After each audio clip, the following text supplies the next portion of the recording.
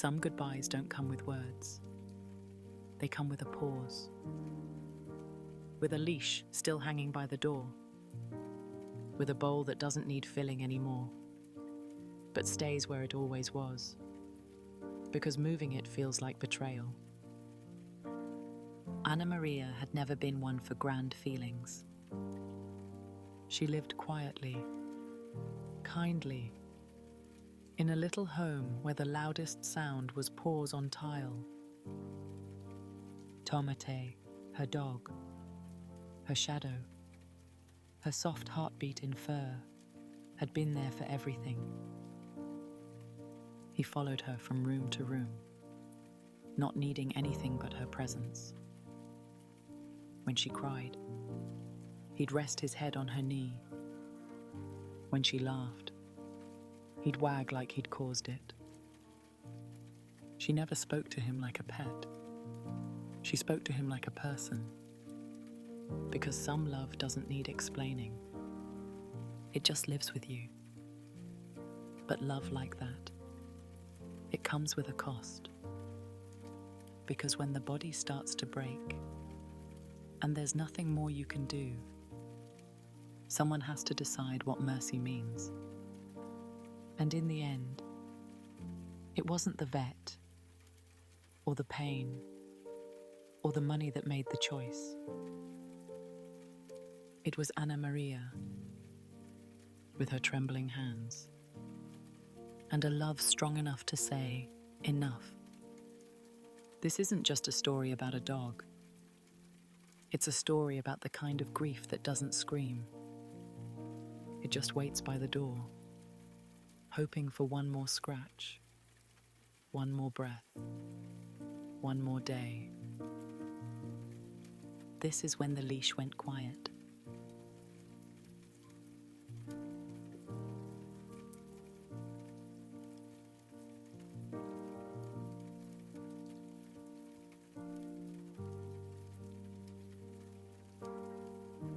It didn't begin with pain. It began with silence.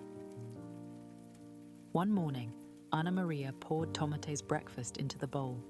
The same routine, the same measured scoop, the same quiet hum in her throat as she moved around the kitchen.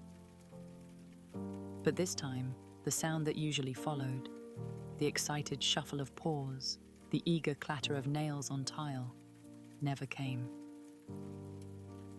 She turned and found him still curled by the couch, awake but unmoving, his head resting on the floor. His eyes were open, watching her gently, but he didn't get up. She walked over slowly and knelt down. "Are you tired, mi amor?" she whispered. He thumped his tail once, a soft, lazy wag, like a smile too weak to rise.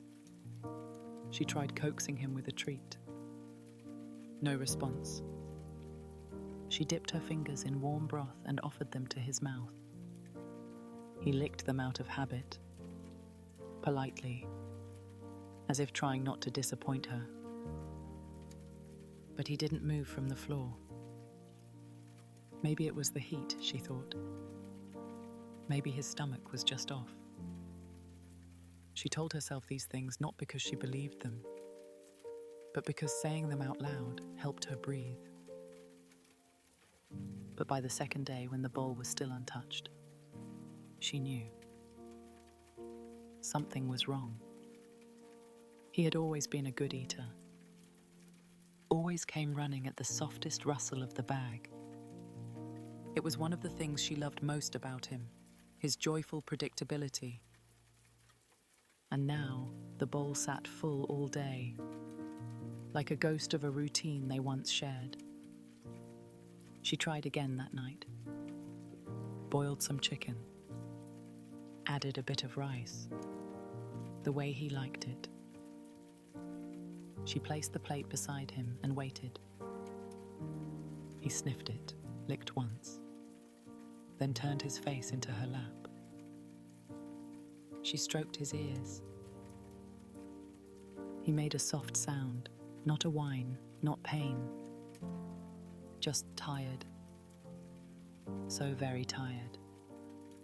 She She didn't eat dinner that night either. Just sat on the floor with him, the full bowl between them. The quiet filled every corner of the house. The lights felt too bright. The clock ticked too loudly. She kept her hand on his back, feeling the slow rise and fall of his breath. Trying to count it, trying to memorize it. Because something deep in her, something buried beneath all her hope and denial, was beginning to understand. He wasn't just skipping meals. He was fading. The waiting room smelled like disinfectant and fear. Ana María sat on a stiff plastic bench with Tomate lying across her lap. Heavier than usual, quieter than ever. His leash dangled loosely from her hand, barely needed. He wasn't trying to leave.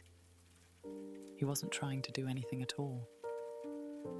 She had called the vet first thing that morning. The receptionist had used the word urgent, and that had made her stomach twist. She had bundled Tomate into the back seat of her car with a blanket and a kiss on his nose, whispering, "It's okay, mi vida," every few seconds, even though her voice cracked halfway through. The vet was kind. Young. Too young, Ana María thought, to be the one who might tell her something she wasn't ready to hear. He bent down to Tomate's level, spoke in a soft voice, examined his eyes, his gums, pressed gently along his belly. Tomate didn't resist. He just looked up at Ana María the whole time, like asking for permission to be brave. "There's inflammation," the vet said, pointing at a screen she didn't want to look at. "Could be gastrointestinal. Could be something systemic. We'll need to run more tests." She nodded, not trusting her voice. Tests meant hope. And hope was something she still needed. Even if it was a thin kind of hope. The kind that drips slowly through long pauses and long nights. Over the next week, her life turned into appointments. Blood work, ultrasounds, specialist visits. Every time she walked through the clinic doors, she felt like she was gambling with time. Just one more treatment, just one more test. Maybe it's something fixable. She clung to words like responsive and stable. She ignored words like degenerative and likely chronic. And Tomate, sweet, gentle Tomate, bore it all without complaint. Even when the car rides made him nauseous, even when the IV hurt his paw, he only ever looked at her like he wanted to stay, if she asked him to. One evening, after another long visit, Ana María sat with him on the living room floor. His breathing was slower now, more deliberate. She held a treat in her palm. He tried to take it, but dropped it after one soft chew. She didn't cry. Not yet. But the corners of her heart felt like they were folding inward. She was still holding on, still hoping.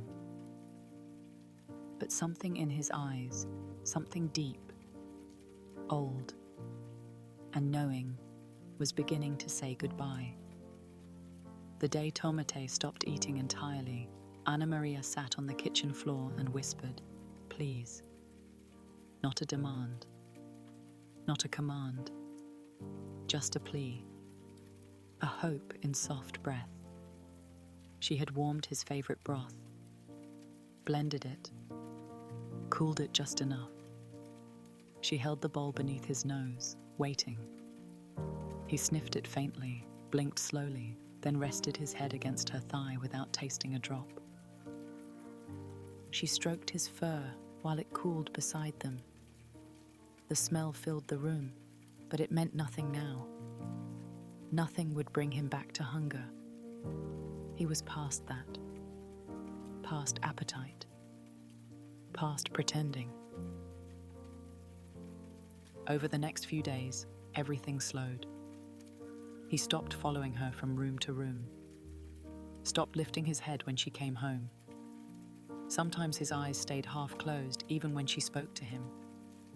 It was like watching a candle dim slowly, never out in one gust, but quieter, softer each hour. Ana María tried to carry on, at least in front of him. She hummed when she made tea, read aloud from the paper, moved around the house like it wasn't collapsing around her.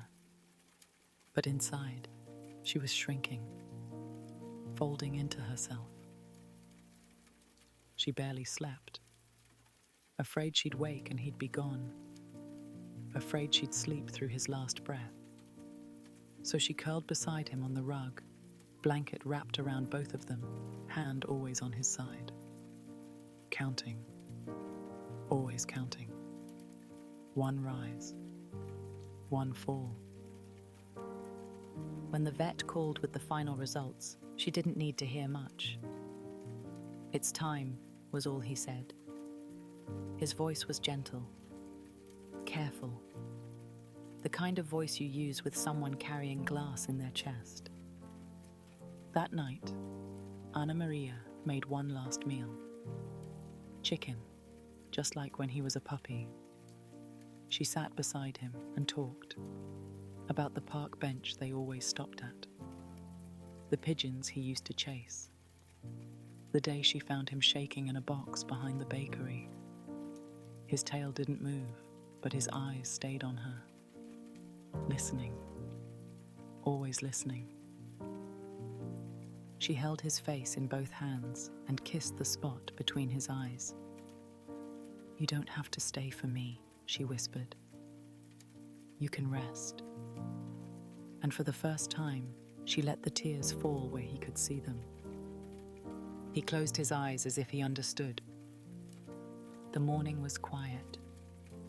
Too quiet, even for their little street. The sun was up, but it didn't feel warm. Not on the skin. Not in the bones. Ana María sat on the floor beside Tomate, gently brushing his fur with slow, careful hands. She had cancelled the appointment once already, and rescheduled it again. But today she didn't cancel. He didn't move much, just watched her, blinking slowly, like he knew what this day was, like he was waiting for her to be ready. And maybe that was the hardest part, knowing he was holding on for her, not for himself. She wrapped him in his favorite blanket, the blue one with the frayed edges he used to tug between his teeth when he was younger. His body fit differently in it now, lighter, smaller somehow. She lifted him carefully into the back seat of the car, placing a pillow beneath his head. The ride was short, but she drove slowly. Every stop sign felt longer. Every red light, a small mercy. She rolled down the windows just a little so he could feel the breeze on his face. His ears moved just slightly. That tiny flicker made her cry again. She parked in front of the clinic and turned off the engine, but didn't move. The leash sat in her lap, coiled like a question. She stared at the handle for a long time, fingers tightening around it like maybe if she held it tight enough, time would stop. "I love you," she whispered, eyes fixed on the rearview mirror. He was still looking at her, always looking at her, as if to say, "I know." When they called her name, she carried him inside. Every step felt heavier than the last. The vet spoke gently, walked her through what would happen. She barely heard it. All she could hear was the sound of Tomate's breathing, soft and steady, the way it always had been when he was safe.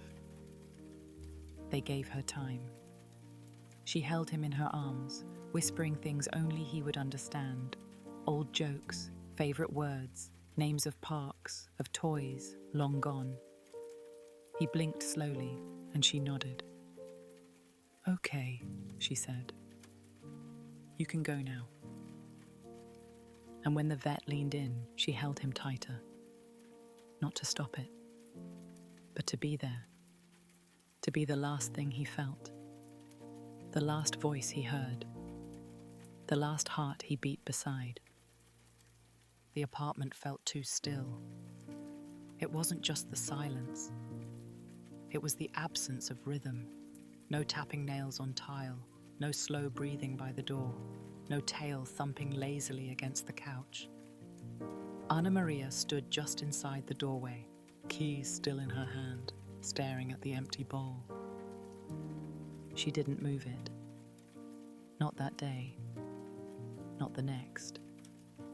It sat where it always had, filled just enough, as if waiting. As if he might shuffle in, half asleep, and glance at it one more time. But he didn't. The leash hung by the door, coiled neatly on its hook. For the first time in years, it didn't move.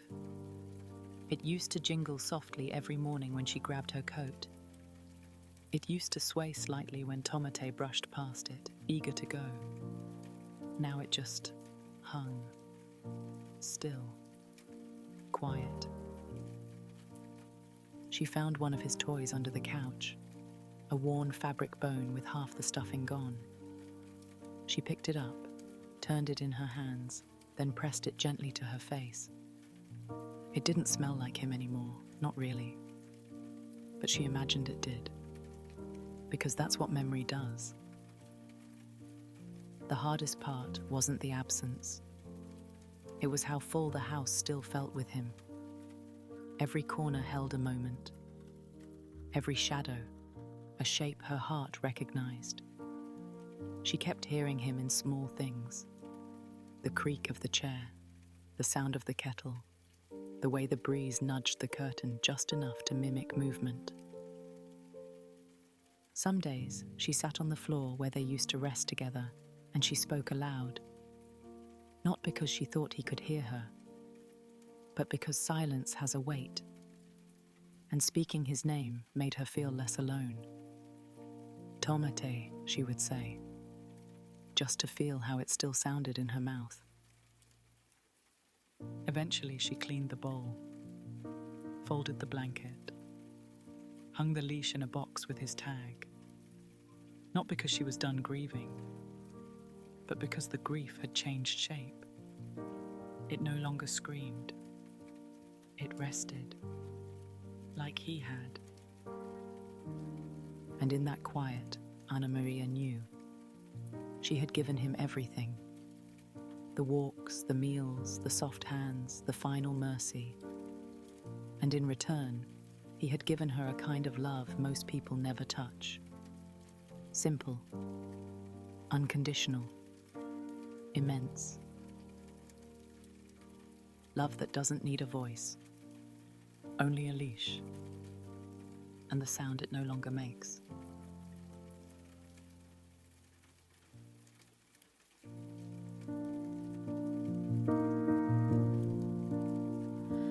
I still leave the window open, though you don't sit by the breeze.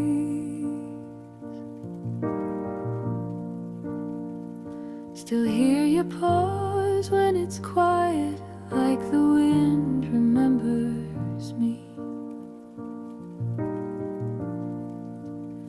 You waited for me, even when it hurt to breathe. Held on a little longer, just so I wouldn't grieve. And though I said goodbye, you were the one who stayed.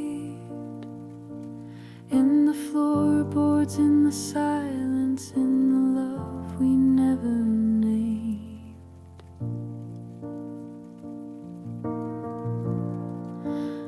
washed the bowl, I hid the leash, but something still remained.